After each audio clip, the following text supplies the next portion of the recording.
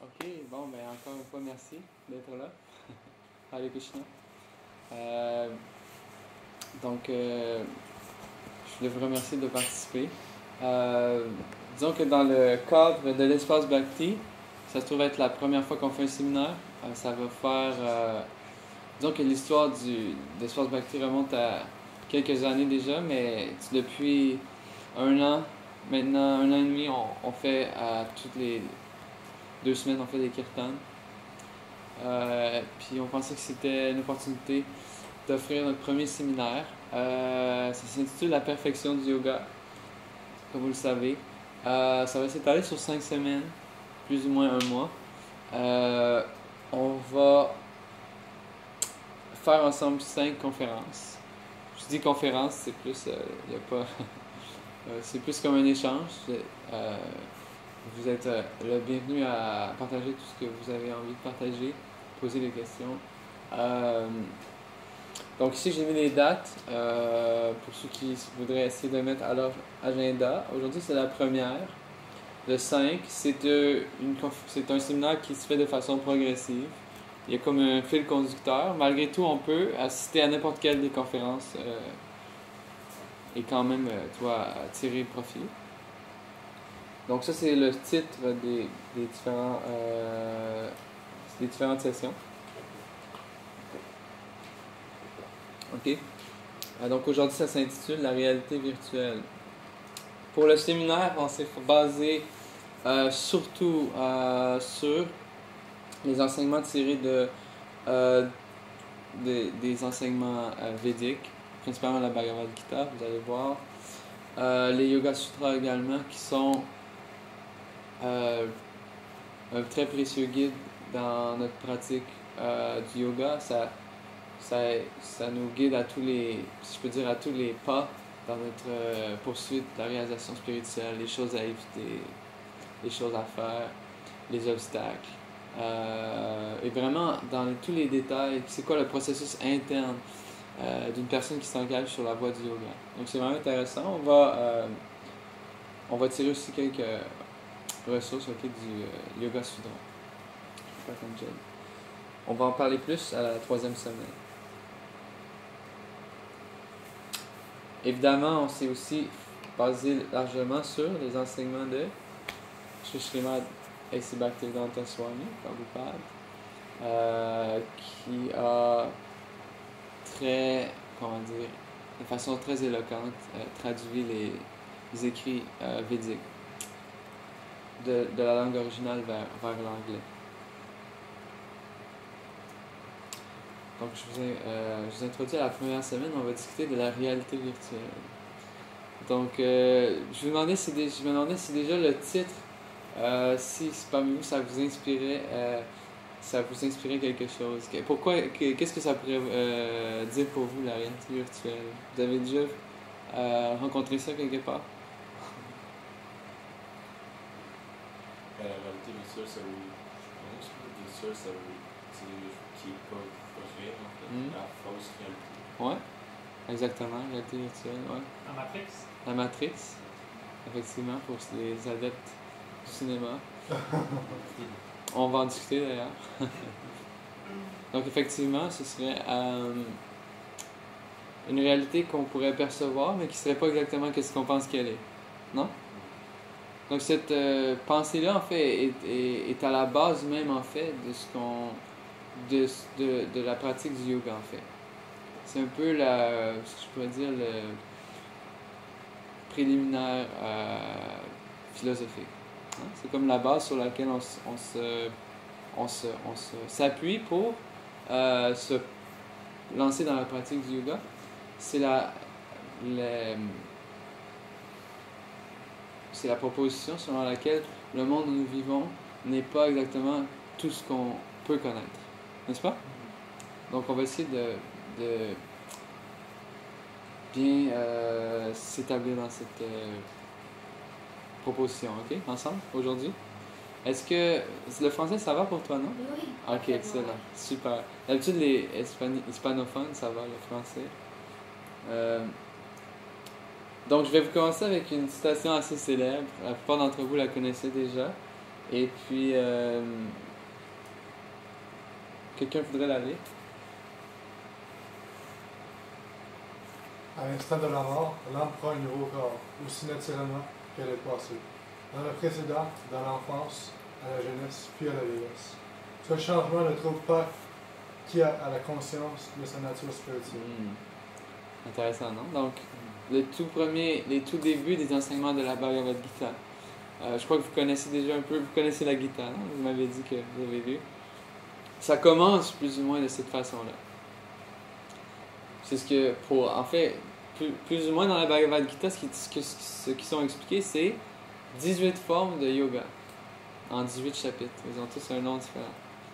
Mais avant tout, Krishna, qu'est-ce qu'il cherche, l'enseignant de la Bhagavad Gita, Krishna, souhaite établir, c'est cette proposition, cette idée que la conscience qui habite un corps voyage dans différentes maisons, hein? Mais qu'une personne qui est, comme on dit, ce changement ne trouve pas, c'est quelqu'un qui est situé dans la connaissance. Donc c'est pour nous faire réfléchir dès le départ. J'aimerais ça faire un exercice avec vous. C'est quelque chose de très simple et puis ça demande pas beaucoup d'efforts, ok? Vous allez voir ce que ça va faire. Je vous demanderais juste peut-être de toucher, si vous voulez, votre tête. Ok? Vous allez voir. Ensuite, votre jambe. Ok. Est-ce que vous pouvez toucher votre épaule gauche? Est-ce que vous pourriez toucher votre épaule droite? Ok, maintenant, je vais juste vous demander, s'il vous plaît, de toucher votre âme. Ce serait où, ça? Je dirais quelque part ici. Donc, ça nous, comment dire, ça fait un bug, non, dans notre cerveau. Donc, c'est un enfant peut comprendre que comme quelqu'un dans, je vois les voitures passer là-bas, dans n'importe quelle machine, aussi complexe qu'elle est, il y a toujours un conducteur. La machine, elle peut être aussi raffinée que vous voulez ou aussi sophistiquée. Initialement, il y a toujours en fait une personne qui appuie sur un bouton. Non? Donc, de la même façon, cet exercice est possible. En fin de compte, je peux pas dire que je suis ma main, non? Je peux pas dire que je suis ma jambe non plus. Je peux pas dire que je suis ma tête non plus. Non. Donc, on est indépendant de chacune de ces parties-là. S'il nous manque un bras ou une jambe, on continue d'être... on n'est pas diminué. Notre personnalité reste autant complète, non? Donc, voilà, pour nous faire réfléchir. Quelques remarques. C'est très difficile encore, autant la neurologie est avancée de nos jours, autant c'est difficile d'expliquer avec les données qu'on obtient en analysant les activités du cerveau, ou des nerfs par exemple, ou des perceptions des sens. Quelle est l'origine de cette chose qu'est la conscience? Elle ne peut être reproduite dans un laboratoire. Avec peu importe la quantité ou des éléments chimiques qui sont présents, peu importe le budget que vous avez ou le nombre de docteurs que vous avez. Donc, ça pose problème encore aujourd'hui sur ça, et ça ne peut pas nous fournir une réponse qui soit pleinement satisfaisante ou qui fasse du sens qui a du sens sur tous les aspects. Donc, on va essayer d'examiner un peu des instances dans l'histoire de la science, puisqu'on vit dans un monde largement scientifique, n'est-ce pas? C'est intéressant de prendre cet angle.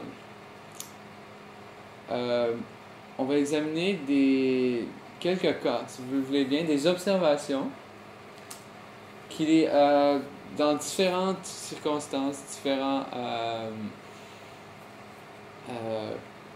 cas, nous laisse comprendre davantage, en fait, la nature de cette conscience.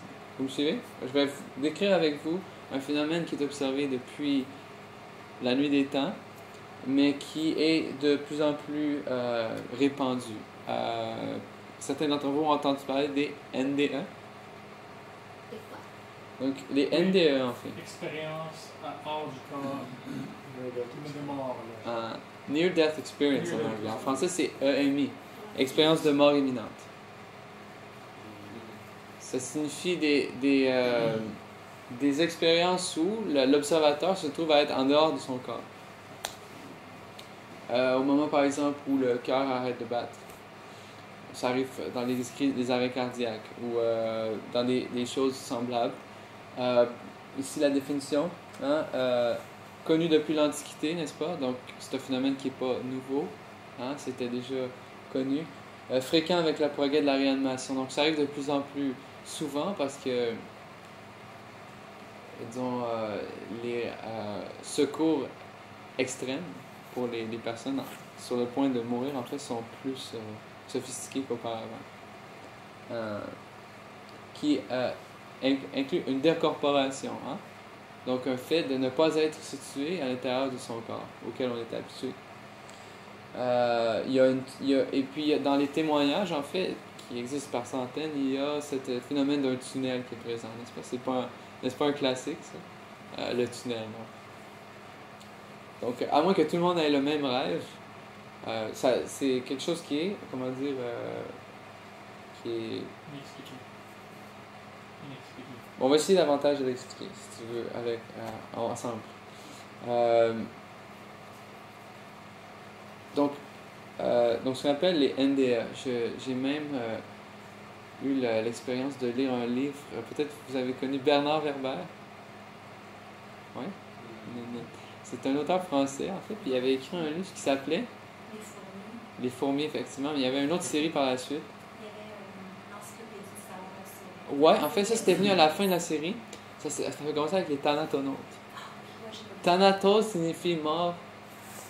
Naute signifie les voyageurs. Donc il y avait, Bernard Werber,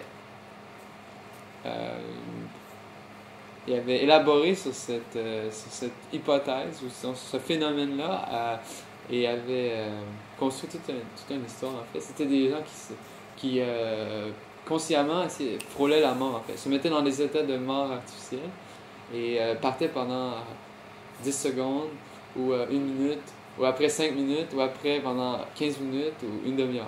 Puis après ça, ils revenaient dans leur corps. Il avait développé des méthodes pour être capable de faire ça. Puis en fait, plus il restait longtemps, hein, non, c'est une fiction. Plus il restait longtemps, mais pour donner une idée, c'est un auteur qui est très scientifiquement basé. Il avait élaboré sur ce phénomène-là. Puis plus longtemps les thanatonautes demeuraient dans cet état, plus loin ils allaient dans leur voyage en dehors de leur corps. Ah, donc il avait dressé toute une carte du cosmos, en fait, des personnes qui partaient. Donc, juste au point de vue statistique, ok, je vais partager avec vous quelques données qui ont été compilées à différents moments par différents instituts. Pour ceux qui sont intéressés pour les références, ça me prend plaisir de vous les donner. Je n'ai pas pris la peine de les écrire à chaque fois. Donc, en 1992, 13 millions d'Américains auraient vécu sous une forme ou une autre near-death experience ou une expérience hors du corps. Un certain, ici 5% de la population. C'est un phénomène qui, selon la même statistique, se produirait dans 200 000 cas à chaque année, qu'ils soient recensés ou non, dans le fond. Ça veut dire à peu près 700 expériences de mort imminente chaque jour. Hein? Donc ça, c'est assez répandu. 60% des personnes interrogées qui avaient eu 70% des gens qui avaient expérimenté quelque chose de semblable décrivaient leur expérience comme étant spirituelle. Hein? C'était la meilleure façon qu'ils avaient de décrire. C'était pas nécessairement religieux ou quoi que ce soit, c'était du moins spirituel. 80% des gens affirment que définitivement ça avait changé leur vie de façon permanente. Parce qu'après leur vision était devenue différente. D'ailleurs, si vous avez des exemples, vous pourrez, si vous voulez les partager. Je connais d'ailleurs quelques personnes ici. Tu sais que t'en connais? comment maladie, une expérience quand même. Tu veux m'entendre, moi? Ben, si tu veux, ouais, tu peux l'avantager. Si ça... Ben, je sais pas si j'ai le droit à vous. Disons, mais il faut que je demande à parler si je peux parler de. Ah, ok, pas de problème. Mais tu sais, moi, j'ai un ami à moi qui m'expliquait l'autre jour qu'il était jeune, il avait 8 ans, je pense, il me disait. Puis en fait, il vivait sur une ferme. Puis il est tombé en haut d'une branche, en fait. Puis il est tombé la tête première sur une pierre. De genre 15 pieds de haut, tu sais, je sais pas. Puis en fait, c'est ça, il a juste vu son corps par terre, puis ses frères qui étaient paniqués, tu sais. Puis après ça, il est comme parti. Puis après ça, quand il est revenu, en fait, il était sur la table de la cuisine, puis il y avait une ambulance qui était venue, puis en fait, c'est ça, la famille est en train de le réanimer. Donc c'est ça, je peux vous dire que c'est assez commun. J'en connais quelques exemples, peut-être parmi votre entourage, je sais pas. Toi aussi? Personnellement, ça m'est arrivé. Ça t'est arrivé aussi? Dans quelles circonstances? J'avais peut-être 14 ans, je marchais toute seule, il était tard le soir, donc je retournais chez moi. De toute façon, c'est bon, j'ai comme quitté mon corps totalement. J'ai vu que j'étais pas mon corps physique, ni mon mental. J'ai comme vraiment détaché de tout ça. Ok. À partir de ce moment-là. Mais quel accident t'as eu? Aucun accident. T'as pas eu d'accident? C'était un flash comme ça. Ok. Donc ça arrive aussi, en fait, ce qu'on appelle OBE, les Out of Body Experience, ça arrive dans différents contextes aussi. Ça peut arriver, des gens par exemple qui arrivent à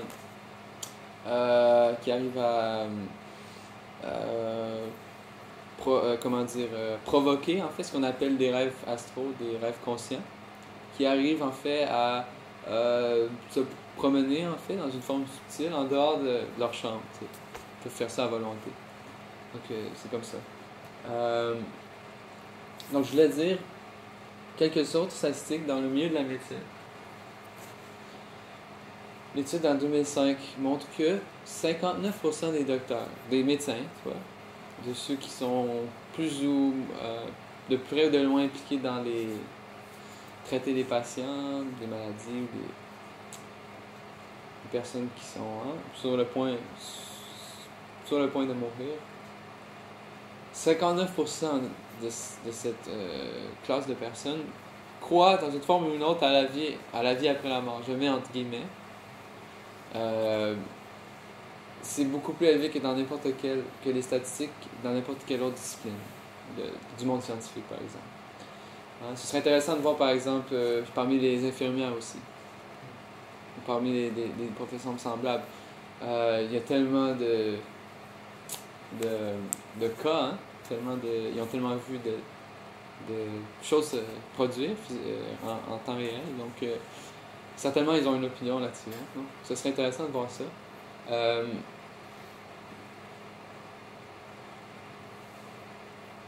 Donc, ouais, c'est ça.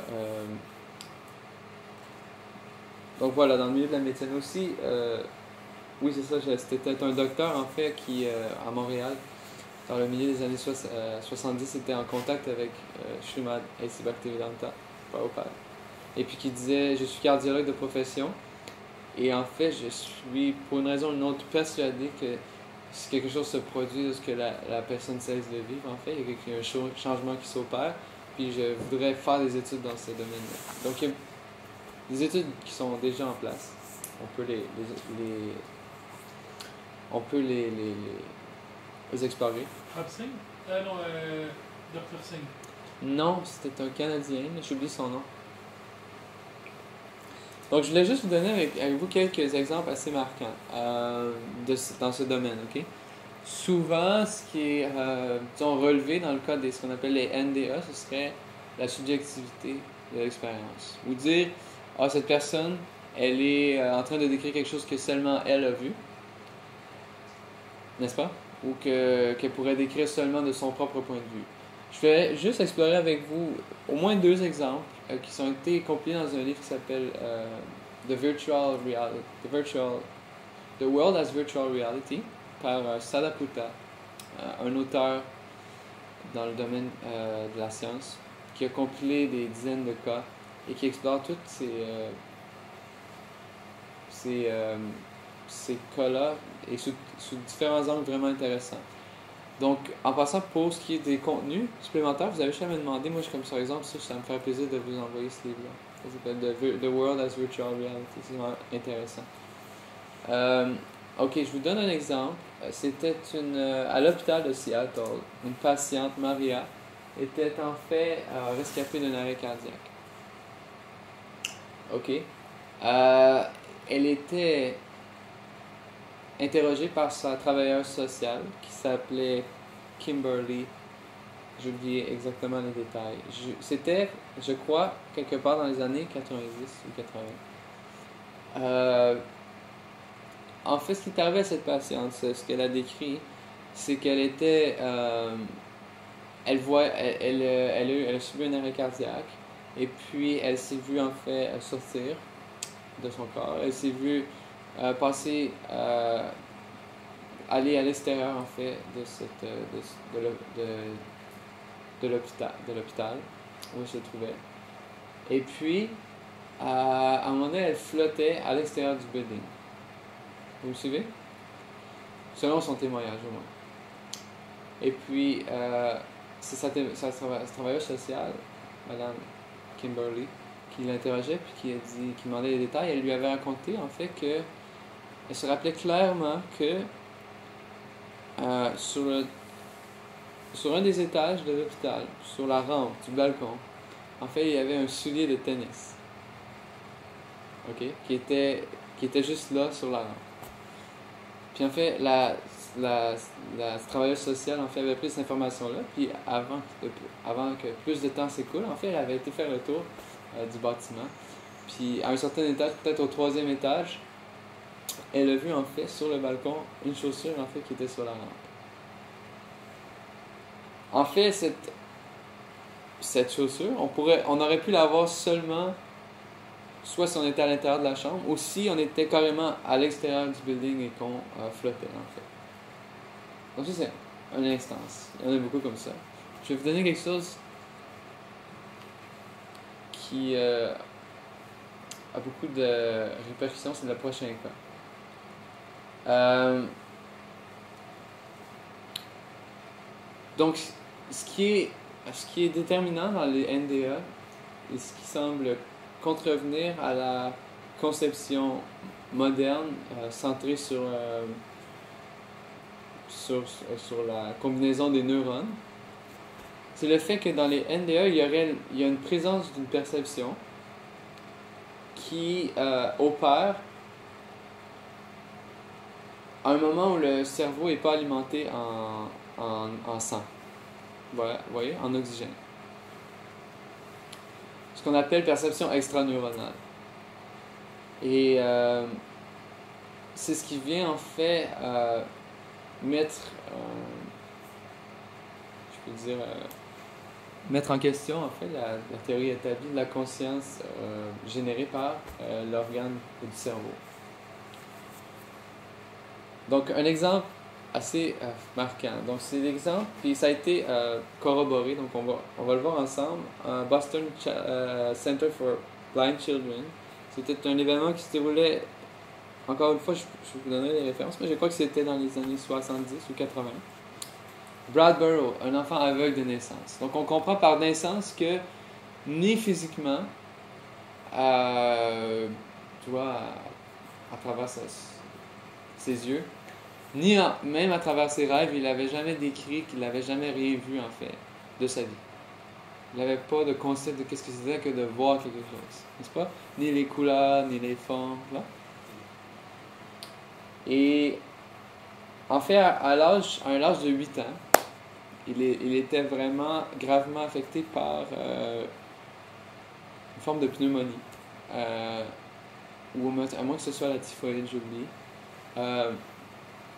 Et puis, il était dans sa chambre avec d'autres de ses collègues, de ses camarades qui étaient aussi des enfants aveugles, en fait. Et puis, à un moment donné, pendant la nuit, disons vers le matin, il a éprouvé une incapacité de respirer. Sa gorge se bloquait, puis il faisait un certain bruit. Puis, en fait, il s'est vu, en fait, à ce moment-là, donc encore une fois, se percevoir à l'extérieur de son corps. On va lire ensemble, si vous voulez, vous allez comprendre pourquoi il y a un flocon de neige ensuite. Si quelqu'un peut-être veut lire chacun des paragraphes. Brad se rappelle qu'il ne pouvait plus respirer. Il s'est senti soulevé de son lit et flotter vers le plafond. Il vit son corps apparemment sans vie sur lui. Il vit aussi son compagnon de chambre, aveugle, se lever de son lit et sortir de la chambre pour aller chercher de l'aide. Son compagnon de chambre a plus tard confirmé ça. Brad s'est ensuite vu passer rapidement au travers des plafonds du bâtiment jusqu'à ce qu'il se trouve au-dessus du toit. À ce point, il pouvait voir clairement. Il estime qu'il devait être entre 6h30 et 7h le matin lorsque cela arriva. Il remarqua que le ciel était sombre et nuageux. Il y avait eu une tempête de neige le jour d'avant et Brad pouvait voir de la neige partout excepté dans les rues qui avaient été pelletées. Quoiqu'elles étaient encore détruites. Il était capable de donner une description très détaillée de ce dont avait l'air la neige. Brad pouvait aussi voir les bancs de neige et les charrues. Les bancs de neige et que les charrues avaient passé. Il vit une voiture passer. Finalement, il reconnut un terrain de jeu où les enfants de son école aimaient s'amuser, une colline en particulier où il avait l'habitude de monter. Donc en fait, toutes ces données-là ont été en fait corroborées. Donc, ça soulève des questions, non? Comment un enfant aveugle de naissance peut savoir qu'il a neigé? À quoi ressemble la neige? Comment ça que les rues étaient pelletées? Tous ces détails qui ont été, dans le fond, confirmés. Donc c'est intéressant dans l'étude des NDA, ce qui arrive, c'est quand on arrive à corroborer par une deuxième partie.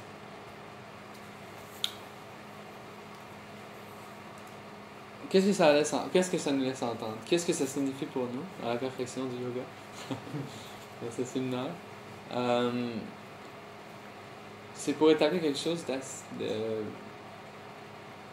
d'assez intéressant. La chose suivante au moins. Que les perceptions d'une personne ne dépendent pas seulement, au moins, de ses sens externes.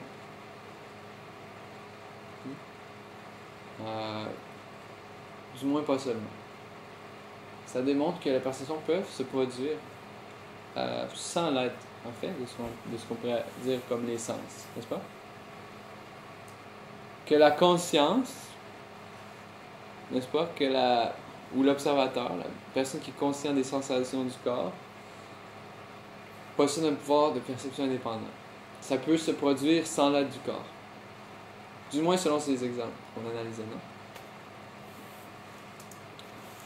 Que le corps est en quelque sorte utilisé, ce serait un peu notre conclusion, par la conscience, dans les termes sanskrits l'âme, atma, pour un certain temps.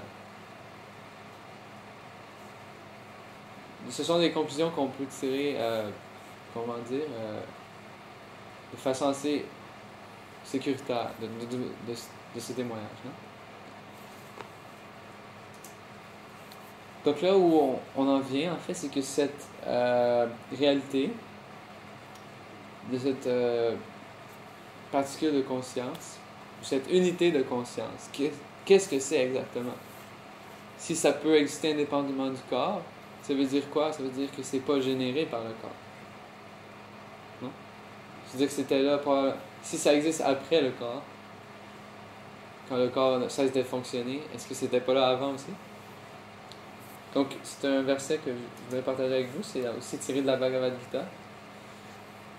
Quelqu'un veut pratiquer son sanskrit? Na jayatrimri ateva kadachin ayam buddha bhavitava nabhuya ajo nitya shashvatoyam purano nahanyate hanyamane sharire. Quelqu'un veut lire? L'âme ne connaît ni la naissance ni la mort. Vivante, elle ne cessera jamais d'être. Non née, immortelle, originelle, éternelle, elle n'eut jamais de commencement et jamais n'aura de fin. Elle n'est pas détruite lorsque le corps est détruit. Donc, en fait, les textes védiques ne parlent pas de l'âme comme quelque chose de très ésotérique. Dans les Védas, c'est quelque chose présenté de façon très scientifique. C'est pas une hypothèse à propos de notre essence interne, vous voyez. Mais c'est décrit dans des termes très précis. Elle est décrite, l'âme, en fait, de toutes sortes d'angles différents. Ce verset ici, moi, ça donne, je pourrais vous dire peut-être l'essence. Que l'esprit existe, peut exister, indépendant de la matière. Pourquoi est-ce qu'on discute de ça? Voici un autre verset. Vous allez remarquer, j'ai une affection pour les versets. C'est tiré du Vedanta Sutra. Hein? Om Tato Brahma Jigyasa. C'est en fait en fait, ça se trouve être le premier verset du Vedanta Sutra. Maintenant, enquiert-toi du Brahman, la vérité absolue. Qu'est-ce que ça veut dire maintenant? Ça veut dire que ce dont on discute aujourd'hui, depuis le début de cette classe, je ne pourrais pas le partager avec même un très bon chien. Non? Ou avec un chat. Ou avec un oiseau. Ou quelque chose comme ça. N'est-ce pas? Si l'âme ou l'unité de conscience existe indépendamment du corps, elle pourrait être aussi bien dans un autre corps, non? Donc, qu'est-ce qui nous dit quelle espèce? Atato, ça signifie maintenant. Maintenant que la conscience est logée dans un corps humain. Jigyasa, ça veut dire s'enquérir ou poser des questions. Il faudrait essayer de comprendre avant de venir ici, dans cette forme. Tu peux l'appeler canadienne, tu peux l'appeler colombienne, ou mexicaine, ou indienne, chinoise. Mais c'est une forme dans laquelle on se trouve. Savoir où est-ce qu'on était avant de venir ici, pourquoi on est venu ici, et est-ce que qu'est-ce que je fais en ce moment, ça va influencer ou la direction où je vais aller ensuite, non? Ce qui arrive dans ce qu'on appelle les NDA, c'est que à ce moment-là, la conscience elle n'est pas nécessairement elle n'agit pas, comment dire, de son propre gré nécessairement. C'est-à-dire qu'elle est transportée, plus ou moins. Vous me suivez? Elle est sujette aux lois de la nature. C'est pas la personne nécessairement qui décide où elle va se retrouver. Vous voyez? Donc qu'est-ce qui va déterminer où je vais aller à ce moment-là? Ce ne sera pas nécessairement décidé par moi. Donc, c'est ce que ça signifie. Om Atato Brahma Jigyasa, ça signifie que la graine qui est plantée pour comprendre la voie du yoga, c'est comprendre déjà que il existe un autre niveau d'existence que le niveau du corps, qui est expérimenté, comme on disait, à travers le monde en certains cas. Maintenant, on aimerait juste peut-être analyser brièvement dans cette condition, la conscience qui se trouve dans un corps, la personne qui pose la question, comment suis-je venu ici et pourquoi? Il faut essayer aussi de comprendre qu'est-ce que, le milieu ou les conditions dans lesquelles il est forcé d'exister, non? Le milieu ou l'existence qu'il vit en ce moment est soumise à des lois. Des lois, ça veut dire quoi? Ça veut dire quelque chose qui est extérieur à nous, qui n'est pas créé par nous, mais auquel on est obligé de se conformer. N'est-ce pas? Donc, ça peut faire notre affaire ou ça peut ne pas faire notre affaire. Dans les deux cas, puisque c'est une loi, ça doit être mis en application. On fait l'enseignant de la Bhagavad Gita, Krishna, en partage 4 avec nous. Janma, Mrityu, Jara, Vyadi. Dukkha, Dosha, Nudarshanam. En français, la naissance, la maladie, la vieillesse, la mort. Est-ce que quelqu'un connaît une personne qui a aucun de ces, qui a au moins un de ces quatre-là qui n'est pas dans sa vie? Non? Est-ce que quelqu'un, levez votre main, quelqu'un qui veut un de ces quatre-là? Donc c'est le phénomène qu'on appelle une loi, n'est-ce pas? C'est pas... On n'a jamais appelé personne pour commander ça. On n'a pas envoyé une commande sur Amazon non plus. On n'a pas fait tu vois? Donc c'est pas quelque chose qui était notre initiative, mais c'est là. N'est-ce pas? Ça doit... C'est... comment dire? Ce qu'on appelle... ce qu'on voulait dire par les conditions. Une conscience qui expérimente aussi une enveloppe matérielle, elle est sujette à, toujours selon les Védas, trois sources de souffrance. J'ai l'impression que peut-être quelqu'un pourrait saurait. Est-ce que tu sais, Patricia? Les souffrances causées par d'autres arguments. Ok. Les souffrances causées par son propre mental et les souffrances causées par les éléments, les dieux, mais les éléments externes. Ouais. Le vent, les tempêtes. Ouais, exactement. Les ouragans, l'eau. Ouais, exactement. Donc c'est exactement ça. Les termes sanskrits sont les suivants. Adhyatmika. Atma, moi-même, mon corps et mon mental. Hein? Ils sont constamment en train d'une façon ou d'une autre, de nous causer un problème. Hein?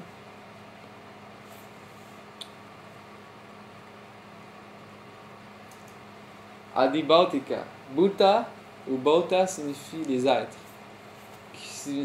Les souffrances qui originent des autres êtres. Hein? Donc on a... Ah, c'est vraiment... Il y a vraiment des pixels. Hein? En tout cas, on a notre ami la moustique qui est là, qu'on n'a pas invité non plus. On a aussi une offensive au Moyen-Orient. Hein? Donc, d'une façon ou d'une autre, les autres empiètent sur notre... Moi, personnellement, je connais tellement de gens. Pourquoi les gens changent de coloc tout le temps? C'est dur de vivre ensemble. Hein? Donc, d'une façon ou d'une autre, il y a ce phénomène de friction qui se produit entre deux êtres vivants. Dès qu'il y a deux... L'exemple qui est donné, si je peux le partager avec vous, en fait, c'est comme des bracelets, en fait. Comme en Inde, les dames ont l'habitude de porter des bracelets, vous voyez, mais plusieurs bracelets.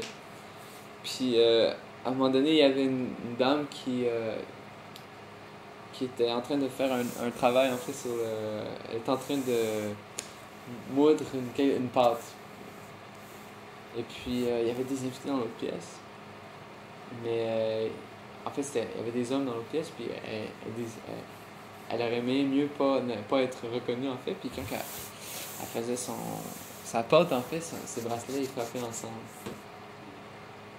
Donc, elle a dit, ok, mais je vais en enlever, je vais en laisser deux bracelets.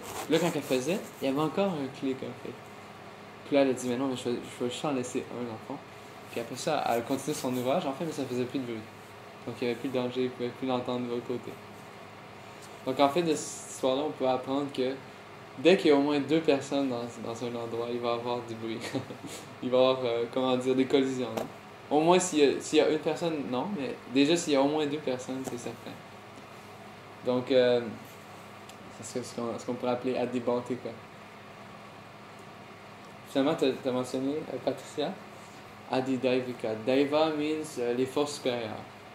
Hein, des choses qui ne dépendent pas nécessairement des causes humaines, ou des autres êtres, mais qui nous causent des problèmes. Hein. Comme l'hiver est en train de s'installer à Montréal, c'est une source de souffrance pour tout le monde. Il n'y a personne qui a demandé ça non plus. Mais voilà, donc c'est ce qu'on appelle Adidaivika. Ici, il y a un ouragan. Et puis, un feu de forêt également. Et laissez-moi, si vous le voulez, mettre la cerise sur votre sundae, si je peux dire. Donc le but, c'est pas que tout le monde sorte d'ici déprimé, là. C'est juste qu'on ait une vision, une perspective générale de ce qu'on pourrait appeler l'existence temporaire. Ce qui se produit aussi dans cette condition où l'âme est forcée d'exister dans un corps pendant un certain temps, c'est que malgré tous les efforts qu'elle accomplit, si elle réussit à atteindre une forme de bonheur, les sages, les grands maîtres de la science du yoga cherchent à nous garder en tête la réalité quand même. Hein? Mitu Sarva Hara Shahan. Je suis l'amour qui tout dévore, c'est dans le 10e chapitre de la Bhagavad Gita. Je suis le temps grand destructeur des mondes. Ce que ça signifie, c'est que peu importe la situation qu'on atteint dans ce monde, qu'elle soit mauvaise ou qu'elle soit la meilleure situation qu'on puisse rêver, elle est par nature programmée pour être terminée à un moment donné. Ça peut être plus tôt que plus tard. Okay. Donc, au moins en théorie, on peut tous s'entendre sur ce qu'on vient de discuter, non? Qu'à un moment ou à un autre, l'âme, à n'importe quel moment, les personnes qui vivent dans ce monde, sont harcelées par des souffrances, qui culminent en fait dans 4 principes, comme on disait 4 lois en fait, qui veulent dire qu'on est obligé de vieillir, d'avoir des maladies, de quitter notre corps, de mourir. Aussi le portrait, non? Vous me direz si vous avez des objections plus tard ou maintenant. Je serais intéressé de voir. Malgré tout cela, ce qu'on peut tirer de ça, par contre, c'est que cette conscience qui semble continuer à exister après que son enveloppe temporaire soit terminée, c'est cette conscience, en fait, si on observe dans tous les cas possibles, de tous les individus qui vivent dans toutes sortes de situations, dans tous les pays de cette planète, on pourrait établir très facilement 3 choses. Éternité, qu'est-ce que ça veut dire? Ça veut dire qu'on cherche à prolonger notre vie. Hein? Malgré que notre existence est programmée pour être arrêtée un moment, notre situation dans laquelle laquelle on s'est trouvé, on a cette intuition qu'on aimerait toujours exister. Donc, c'est pourquoi on a tellement d'hôpitaux, tellement de sciences médicales, tellement sophistiquées aujourd'hui. On cherche à tout prix à prolonger au max l'existence de ce corps. À l'heure où on se parle, en fait, notre ami Nrishinga est avec son frère. Et puis, nos sympathies vont avec lui, en fait. Mais son frère, en fait, donc, est dans un état qui est ni tellement vivant, ni tellement mort. Il ne démontre pas de signes de communication depuis une semaine, peut-être. 10 jours, donc il ne communique pas. Comment? Voilà, qui est dans une sorte de coma, mais il y a une sorte d'activité en même temps, je crois qu'il bouge un peu, toi. Donc, grâce à la science moderne, on arrive à prolonger l'existence de son corps. Hein? Donc, c'est ce qu'on cherche à faire, on cherche juste à prolonger les choses. On ne voudrait pas que les choses arrêtent. C'est une intuition qu'on a dans nous. De façon générale, on recherche aussi la connaissance, non? Pourquoi il y a tellement d'écoles, de cégeps? Pourquoi les librairies de ce monde les bibliothèques sont remplies de centaines de milliers de livres écrits sur des millions de sujets à travers la planète?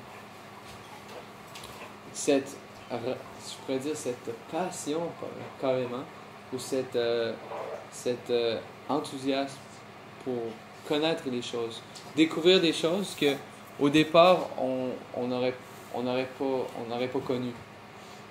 Au départ, on ne connaissait pas ça, ça devrait être connu. C'est pourquoi, par exemple, on cherche à aller vivre sur Mars en ce moment. Hein? À l'heure où on se parle, il y a des sondes qui sont envoyées, supposément, non? Puis qui ramènent des informations, je ne sais trop. Hein? Excusez-moi mon anglais, but so what's the point? Hein? On cherche simplement à connaître qu'est-ce qui nous est inconnu pour le moment. C'est aussi un instinct qu'on a. Et finalement, les êtres vivants recherchent de différentes façons, parfois plus inusitées que les autres, cherchent la félicité, la joie. Hein? La félicité, en espagnol, on dit felicidad. C'est la même chose. Mais en français, ça a un sens très fort. Hein? La félicité, ça veut dire... en anglais, ce serait un peu le bliss. Félicité, ça veut dire une joie incommensurable. Une joie qui va au-delà de nos attentes. Hein? Qui grandit, qui est au-delà de notre cadre de notre conception. La félicité, tu vois.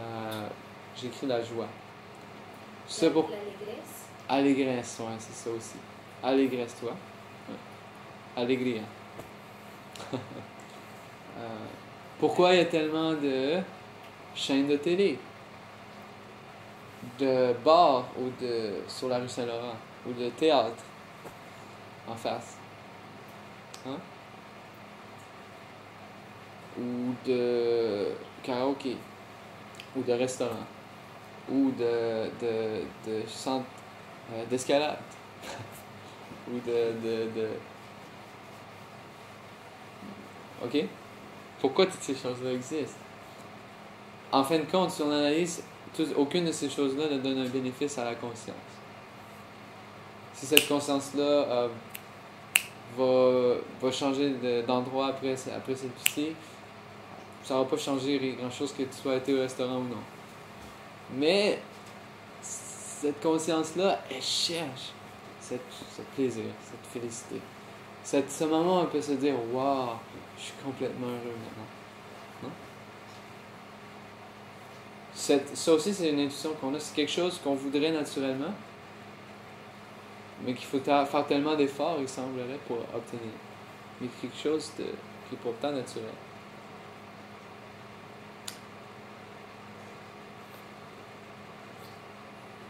Donc, ces intuitions-là, ce qu'on pourrait dire, sont contredites par le monde dans lequel on existe. Pourquoi? Les choses qu'on expérimente dans cette pièce, pensez dans votre famille, dans la ville de Montréal, dans ce corps, on a tout emprunté, non? Et on doit tout laisser aussi. Tout est présent pour un certain temps, et tout est destiné à s'en passer. Donc ça contredit notre intuition qu'on ne voudrait pas que les choses arrêtent, mais en réalité, c'est tout ce qui se passe. C'est que les choses commencent et arrêtent toujours. Connaissance, c'est contredit. Pourquoi? Parce que, essentiellement, on ignore les choses. On est dans l'obscurité.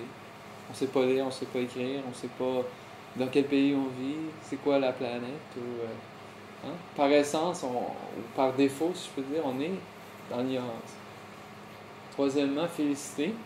On en a déjà discuté. Mais sur cette planète, à l'heure où on se parle, si on faisait un total, peut-être qu'il y aurait probablement plus de souffrance qu'il y en aurait de joie. Donc, cette intuition-là, qui est notre droit en fait, on cherche à expérimenter ces choses-là. Pourquoi est-ce qu'on ne pourrait pas? Elles ne sont pas comblées. Non? Donc ça nous pousse à juste peut-être poser la prochaine question, s'il vous plaît, avec moi. Est-ce que vous me suivez?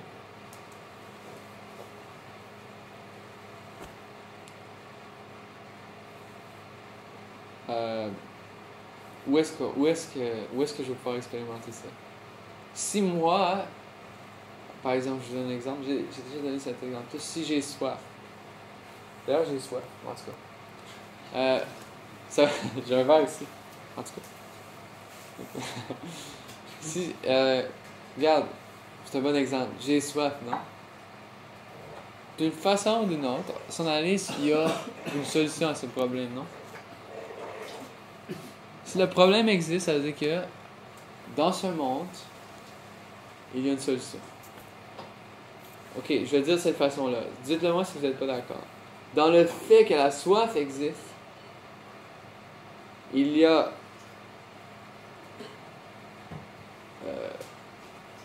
je peux dire ok, merci. Tu vois, c'est comme ça. Dans le fait même que la soif existe, ça implique le fait qu'il y a une situation où ma soif est comblée. Non? C'est comme ensemble. S'il n'y avait pas de l'ombre, le fait qu'il y ait de l'ombre, comme ça veut dire qu'il y a une lumière. Sinon, il n'y aurait que de l'ombre. Puis dans l'ombre, s'il n'y a que de l'ombre, non seulement tu peux rien voir, mais tu peux même pas voir. Il n'y a pas le concept de voir. Vous suivez? Donc, ça nous amène peut-être à discuter un peu plus du sujet d'aujourd'hui. Cette réalité où les consciences, les unités conscientes vivent dans cette enveloppe ne leur permet pas de combler leurs aspirations. Ok. Qui sont ceux d'entre vous qui reconnaissent cette image? The Matrix Reloaded. Ah! Reloaded. Je sais pas si c'est Reloaded, je pense que c'est First Gen. C'est 1.0. Donc j'imagine que tout le monde a vu ce film, non? Quelqu'un n'a pas vu? T'as pas vu? Ok, Jacob. Je sais pas c'est quoi en fait. Prochaine session à l'espace Baptiste. Venez écouter La Matrice et soirée popcorn. C'est une œuvre qui a beaucoup de signification pour nous, qui avons cet intérêt pour la voie du yoga. Hein? Donc, quelqu'un pourrait résumer, peut-être dans ces mots, à part Jacob, qu'est-ce que ça consiste, le film? Ouais. Donc, c'est que la plupart des humains, la majorité des gens tout le monde est pris dans une sorte de monde virtuel qui serait en fait une création d'un programmeur, je ne sais pas son nom, mais qui aurait programmé un programme où les gens peuvent vivre normalement, avoir du plaisir, jouer, travail, puis whatever, puis toute existence civilisée qu'on connaît de nos jours sont en fait pris dans un programme. C'est leur conscience dans le programme, puis si tu regardes dans leur vraie réalité où ils sont vraiment, ils sont comme ils ont une autre réalité où ils sont en fait sont branchés dans une sorte d'ordinateur. Leur corps est branché dans une sorte d'ordinateur par les machines qui les utilisent comme des batteries humaines. Mais grosso modo, il y a une réalité virtuelle qu'on est dedans, puis il y a une autre réalité. Donc, exactement. Donc, le point de départ, en fait, c'est que un personnage principal cherche à connaître qu'est-ce qu'est la matrice. Morpheus, c'est un des personnages principaux. As-tu déjà eu un rêve Néo qui te semblait tellement réel, et si tu n'arrivais pas à te réveiller de ce rêve? Comment saurais-tu la différence entre le rêve et le monde réel? La matrice est partout, tout autour de nous, en ce moment même dans cette pièce. Tu peux la voir quand tu regardes par la fenêtre ou quand tu allumes la télévision. Tu peux la sentir quand tu vas travailler, quand tu te rends à l'église, quand tu paies tes taxes. Il s'agit du monde qu'on met devant tes yeux aveuglés pour te cacher la vérité. Hein? En fait, ça nous remémore beaucoup des philosophies orientales, entre autres bouddhistes, etc. La Bhagavad Gita aussi.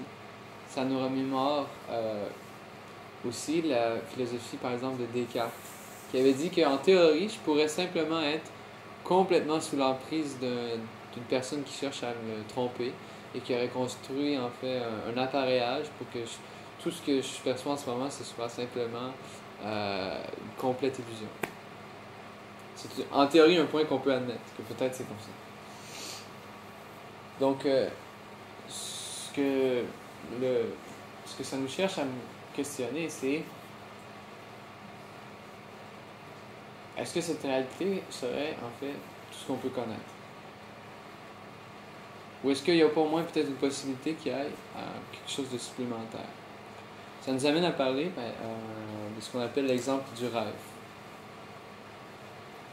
Dans plusieurs cultures orientales, bouddhisme et autres, cette idée est là que le moment où la personne meurt, entre guillemets, c'est comparé au moment où elle se réveille d'un rêve. Hein? Où on se réveille, ça nous arrive à tous les jours. Quand on est dans un rêve, ce qui arrive, c'est que nos facultés mentales sont absorbées, en fait, dans une situation où on peut être entouré de certaines personnes.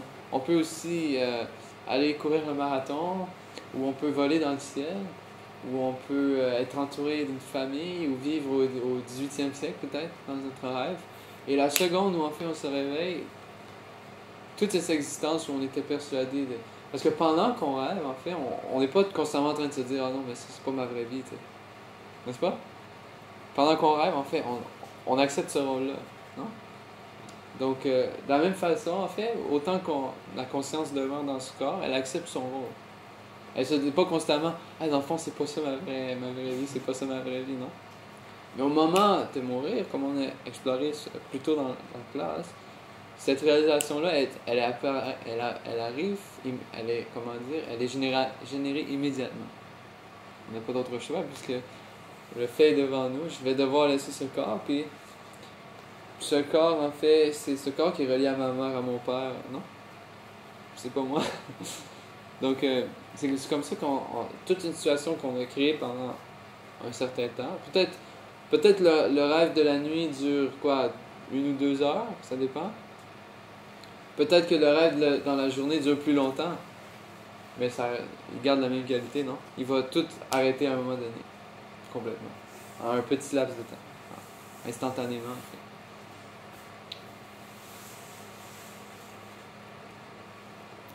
Qu'est-ce que ça veut dire un rêve? Quand on vit un rêve, ok, laissez-moi vous le dire comme ça. Le fait d'expérimenter un rêve, ça veut dire quoi? Expérimenter une réalité qui est autre. Ouais. Ça veut dire qu'il y a, de un, quelqu'un qui expérimente, qui rêve, puis cette personne-là, elle a accès à une réalité qui n'est pas le rêve. Non? Puisqu'un rêve, c'est quelque chose qui est créé. Le rêve, c'est quelque chose qui est créé.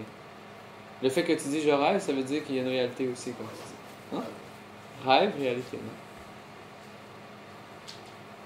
Donc, si on comprend, si on déduit peut-être que cette existence qui s'interrompt abruptement comme ça, où on doit laisser tout derrière en l'espace d'une seconde, ça peut durer 20 ou 30 ou 50 ou 80 ans maximum, mais ça garde la même qualité. Que le temps qu'on est dans ce rôle, on accepte toutes les responsabilités. Au moment où ça finit, on doit changer toutes nos responsabilités. On agit sur un autre plan. Hein? Donc, ça nous amène à nous poser, encore une fois, quelle serait cette réalité de laquelle on viendrait pour rêver, non? D'où vient la personne qui rêve? Pourquoi qu'elle rêve? Donc cette superposition de deux réalités confirmées par les Védas, les écrits du yoga. Donc je vais exercer votre sanskrit encore une fois. Quelqu'un veut dire? Quelqu'un connaît un petit... Parasantastu bhavunyo Bhaktyo vekta sanatanaha Nasasaesu bhutesu Nasyastu na vinasati. Quelqu'un veut dire? Il existe cependant un autre monde, lui éternel au-delà des deux états, manifesté et non manifesté de la matière. Monde suprême qui jamais ne périt, quand tout dans l'univers matériel est dissous, lui demeure intact. Excellent. Donc, ce sont les fondements du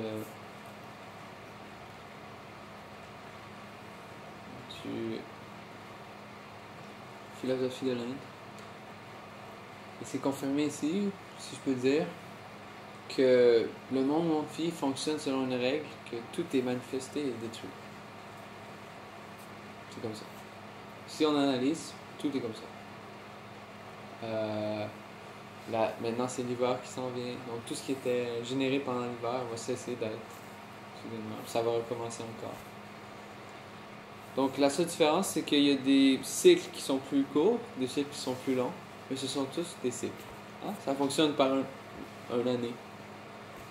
Un rêve, comme on disait, c'est peut être manifesté pendant 15 minutes ou 1 heure, puis après, ça l'arrête. C'est manifesté, puis ça l'est plus. Une vie, peut-être qu'il s'est manifesté pendant, on disait, 60 ans, et puis après, ça ne sera plus. Donc, c'est la règle selon laquelle ça fonctionne. Ça s'appelle Vyakto Vyaktat. Vyakto manifesté, Avyakto non manifesté. Il existe un autre nature, le monde, le mot qui est utilisé c'est Bhava. Bhava veut dire monde ou nature, qui fonctionne selon une autre règle. Ok? Ce monde-là fonctionne sur la règle suivante, Sanatana. Il est par définition éternelle. Un autre verset qui est signifiant dans cette pensée-là. Je cherche le verset. Nasato vidyate bhavo, nabhavo vidyate sata. C'est comme en poésie, ça a un nom, là, tu sais. C'est juste une inversion. Ça dit que ce qui est pas réel, ça n'a pas d'endurance. Ça ne perdure pas dans le temps. Ça cesse d'exister. Et de ce qui est réel, il n'y a aucun changement. De la réalité, elle ne subit jamais d'altération. Hein? Donc, ce serait ça les deux niveaux.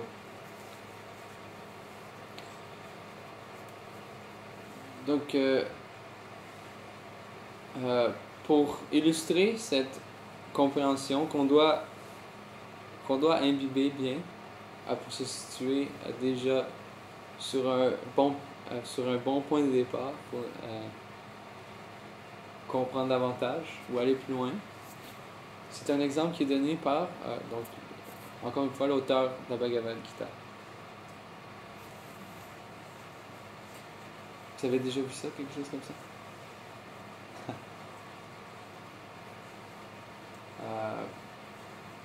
Donc, dans la moitié inférieure, ce qu'on voit, ça semble être un arbre, non?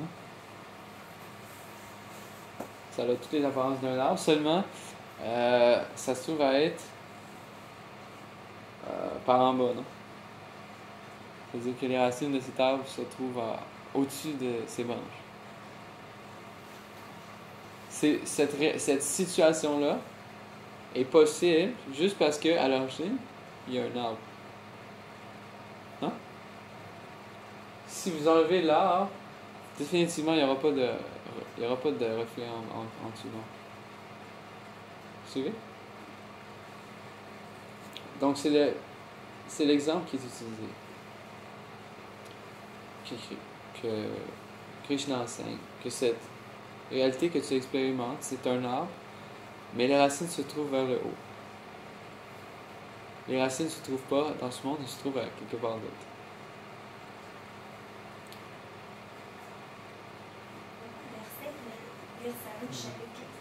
Ouais, c'est ça. Ouais. Purushottam Yoga, ça s'intitule. Donc, tellement d'analogies, tellement de façons, en fait, qui cherchent à nous amener vers cette conclusion, cette intuition. Ce que j'expérimente, ce n'est pas tout. Qu'est-ce que j'ai expérimenté depuis 20 ou 30 ans? C'est une petite parcelle déjà d'un monde que j'arrive pas à comprendre. Mais qui constitue seulement, je peux dire, une moitié de la réalité. Ou peut-être, pour être plus précis, un quart de la réalité. Donc, basé sur, en partant de ce point, j'aimerais ça peut-être avec vous essayer de définir plus précisément le mot yoga. Vous avez remarqué, on n'a pas fait de asana encore depuis le début du cours. Vous êtes invité à le faire par contre, il n'y a pas de problème. Il y a un asana, c'est le Padma. Comment que ça s'appelle? Padmasana. Ok. J'ai déniché pour vous ce petit bijou d'un livre qui fait partie des outils que les érudits utilisent pour étudier les Védas. Dictionnaire Medini. Yoge Purvarta Samprapto Sangati Dhyana Yuktishu. Ok? Dictionnaire Medini dit. Quelqu'un veut dire? Lorsqu'un être vivant se retrouve dans une position incommodante, artificielle, la méthode pour qu'il s'en libère s'appelle le yoga. Donc, disons que si on récapitule, il semble exister quelque chose d'autre après notre corps actuel. Quelle est la nature de ce monde? On peut facilement analyser que ça fonctionne selon un principe de douleur ou de difficulté. Pourquoi maintenant cette personne-là est venue ici et comment qu'elle peut sortir? C'est là que la science du yoga entre en jeu en fait. J'aimerais vous proposer une définition de yoga, ok? Qui englobe plusieurs choses. Hein, donc, on s'entendait jusqu'à maintenant, ce serait donc une méthode pour nous sortir de cette situation où on se trouve, où on ne voudrait pas être nécessairement. Nous faire accéder à un autre plan. Les méthodes ou techniques qui permettent d'accéder systématiquement par un processus naturel et scientifique à cette autre réalité. D'où notre conscience, qui ne peut pas, encore une fois, être générée par la matière, provient. Est-ce qu'on pourrait connaître ce monde? Il y a plusieurs méthodes recommandées. Ce qu'on pourrait appeler karma yoga, agir sans l'intérêt personnel. Connaissance spirituelle, comme on essaie de partager ensemble, hein, essayer d'approfondir notre perception de la réalité à travers la connaissance. Bien sûr, les asanas, la méditation, ce qu'on appelle dhyana yoga. Ça veut dire quoi? Dhyana? Dhyana, ça veut dire, en sanskrit, ça veut dire méditation. Ouais. Donc, ça veut simplement dire, essayez pas de comprendre en théorie, mais de recevoir l'expérience de cette réalité-là, à travers un processus de concentration du mental. Donc, ce serait l'ensemble des solutions non matérielles aux problèmes de notre vie. Hein, les problèmes qu'on a énumérés plus tôt peuvent être contrés, dans une plus grande ou une moins grande mesure, avec des méthodes matérielles. Mais elles restent sur le même plan. Elles ne peuvent jamais anéantir ou annuler les problèmes qu'on a décrits, non? Qui proviennent du mental, qui proviennent des autres êtres, ou qui proviennent des phénomènes naturels. Donc en fait, pour adresser ces problèmes, en fait, il faut se tourner vers des situations qu'on pourrait dire non matérielles. Donc le yoga, on va le voir peut-être plus à la prochaine session, du moins dans 2 semaines. Ça se constitue, disons comment on pourrait dire, une forme de pratique qu'on accepte de pratiquer dans notre vie, mais plus généralement parlant, ça constitue un mode de vie complet. Une façon de voir ce monde, une façon de laquelle une personne décide de se positionner dans sa vie, hein, pour accéder à quelque chose qu'on ne pourrait pas accéder autrement. Je vous mets quelques citations de la Bhagavad Gita. Krishna lui donne quelques définitions du yoga. Hein. Cette équanimité, ou Arjuna, c'est cette égalité d'âme, on l'appelle le yoga. Efforce-toi d'atteindre à l'art d'agir au yoga. Hein? Donc ce sont quelques exemples de définitions plus générales de ce qu'on peut appeler la pratique du yoga.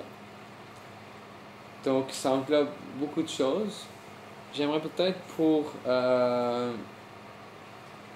conclure ou nous laisser sur une sorte de réflexion, vous proposer une image qui est aussi célèbre. Vous me direz qu'est-ce que vous pensez que c'est, ou à quoi ça correspond.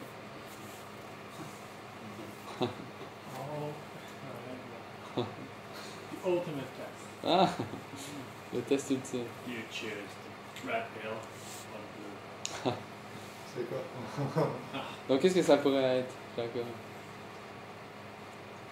The blue pill means la pile bleue, c'est tu vas te rendormir, tu vas te réveiller, puis quand tu vas te réveiller, ça va être comme la vie comme avant, sans aucun changement, comme tu veux dans la Matrix, tu peux, dans cette activité matérielle de Maya, de pouvoir enjoy, de pouvoir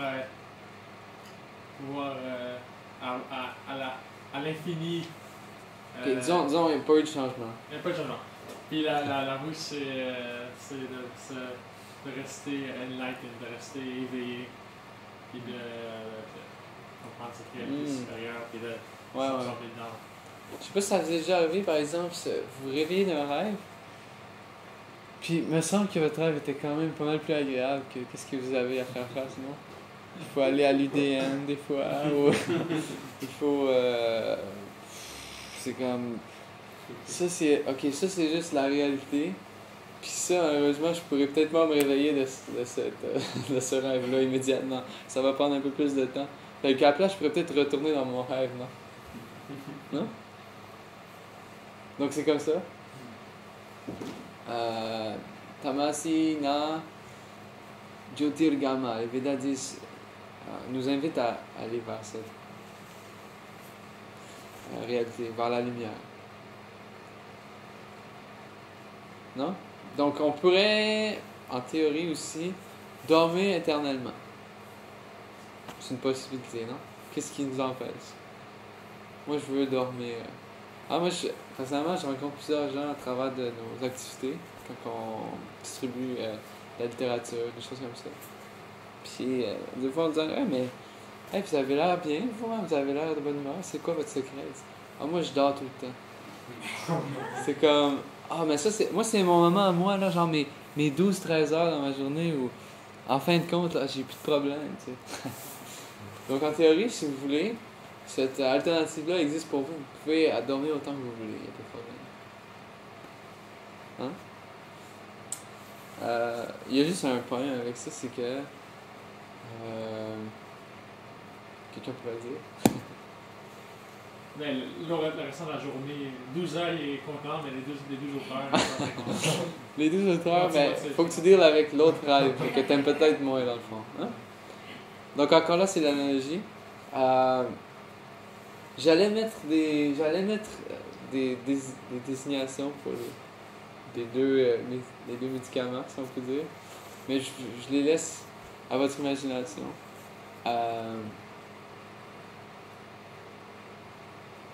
Ça veut simplement dire que le choix repose entre nos mains. À n'importe quel moment. Qu'on peut, du mieux qu'on peut, se contenter de ce qu'on expérimente maintenant. Il n'y a personne qui va vous interdire. Vous avez plein de facilités. Et puis, il y a même ce qu'on appelle en sanskrit le karma, qui va s'occuper de réciproquer de façon parfaite avec toutes les actions que vous allez faire. Tu veux faire ça? Ça, c'est le price tag. C'est l'étiquette qui dit le prix. C'est ça que tu dois payer si tu veux faire ça. Donc, il n'y a personne qui va vous empêcher. Par contre, à n'importe quel moment, quelqu'un dans son cœur peut dire « Mais attends, moi, peut-être que je veux...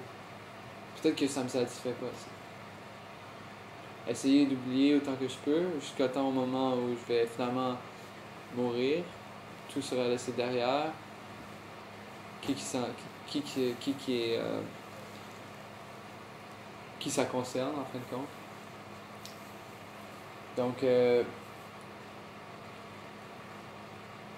Donc voilà, on va essayer ensemble, si vous le voulez, de pénétrer plus dans cette réalité. Voir comment ces méthodes existent pour accéder à un autre conscience, un autre niveau de conscience. Et puis on va essayer de les voir dans les détails. On a encore quelques semaines devant nous.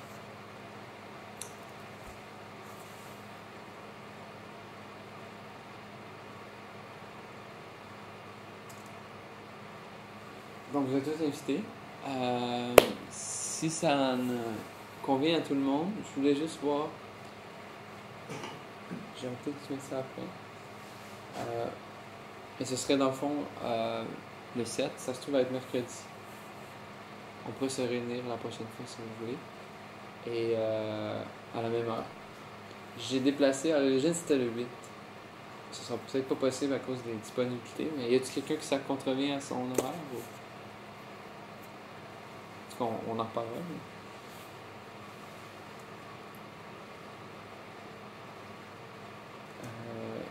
Donc ça, comme je vous disais plus tôt, si vous voulez, je serais heureux de vous passer plus d'informations. La matrice, je te passe le film.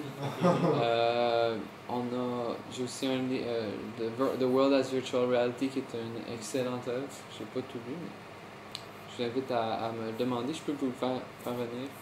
C'était en français?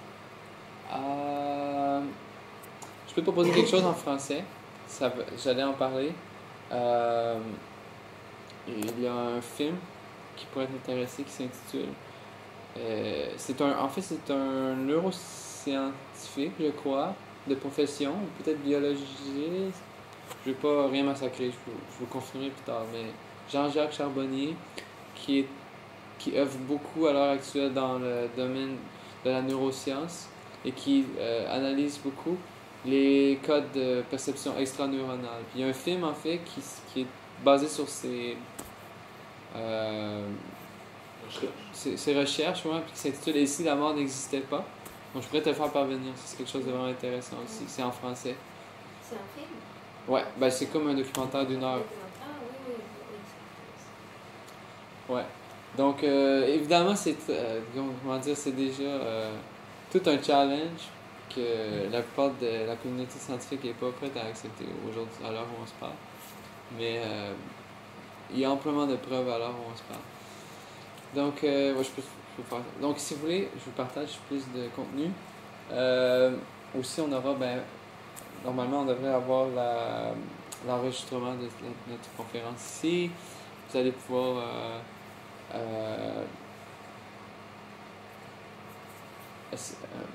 reviser si vous voulez. Où on peut trouver l'enregistrement? Sur la page Espace.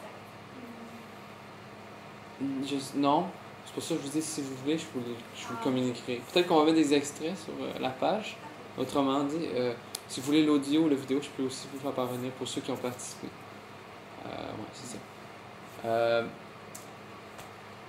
Ouais, c'est ça, des vidéos. Oups, ok.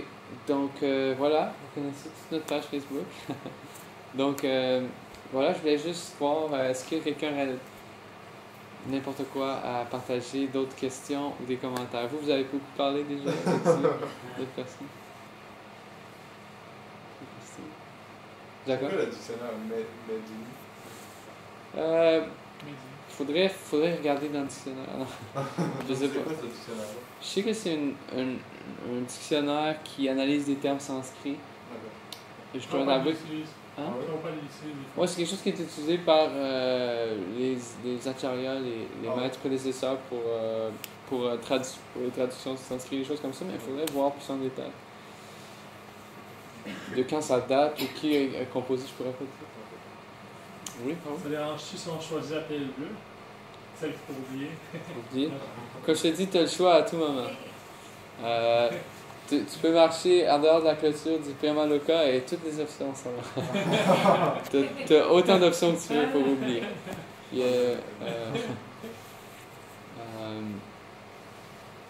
Donc, disons que comment on pourrait dire la philosophie du yoga ou la philosophie transcendantale, ça fonctionne moins sur un concept du bien et du mal que ce qu'on pourrait appeler en sanskrit sat ou asat. Quelque chose est temporaire, quelque chose est éternel. Vous pouvez dire que quelque chose est temporaire, c'est très bien, mais comme on a examiné aujourd'hui, peut-être que ça ne pourra pas satisfaire notre cœur complètement. Dans cette situation-là, notre cœur ne pourra pas expérimenter ce qu'il recherche. Donc c'est plus cette dynamique-là, temporaire, éternel. Quelqu'un qui s'intéresse à ce qui est éternel, en termes sanskrit, on appelle sadhu. Sad veut dire éternel. C'est quelqu'un qui dédie sa vie à comprendre ce qui existe au-delà de cette répétition de cette vie temporaire, en fait. Ça répond-tu? Il a oublié sa question. OK. Autre chose?